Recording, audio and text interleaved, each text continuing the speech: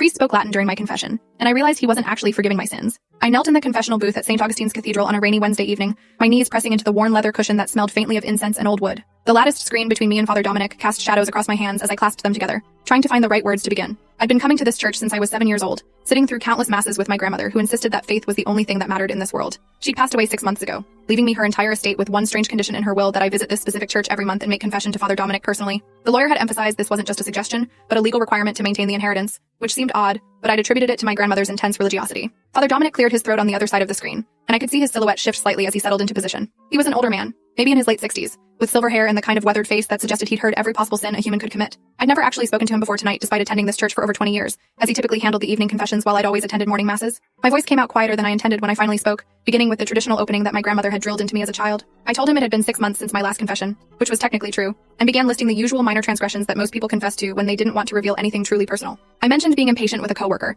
judging someone harshly, lying about being sick to skip a social event I didn't want to attend. Standard stuff that wouldn't raise any eyebrows or require lengthy penance. Father Dominic listened in silence, and I could hear the faint sound of his breathing through the screen. When I finished my list and fell silent, waiting for him to begin the absolution prayer, something unexpected happened. He started speaking in Latin, which wasn't unusual for Catholic rituals, but the cadence was wrong somehow. I'd studied Latin extensively in college as part of my linguistics degree, spending 4 years translating ancient texts and religious documents. It was a skill I rarely mentioned because most people found it either pretentious or irrelevant to modern life, but it meant I could understand every word Father Dominic was saying, and what he was saying made my blood run cold. Instead of the traditional absolution prayer that begins with Deus, Pater Misericordiarum, he was reciting something else entirely. The words were Latin, but they weren't prayers of forgiveness. He was speaking about recording and documentation, about adding my confession to some kind of archive, about how I'd fulfilled the first requirement, but there were more to come. His tone was businesslike, almost bureaucratic, as he continued in Latin that he clearly believed I couldn't understand. He mentioned my grandmother by name, calling her the benefactor, and said something about the terms of her agreement being binding across generations. Then he said something that made my stomach drop completely, that my confession today had been captured on the hidden recording device in this booth and would be stored with the others for future use if necessary. I stayed completely still, my hands frozen in their clasped position, trying to process what I was hearing while keeping my face neutral.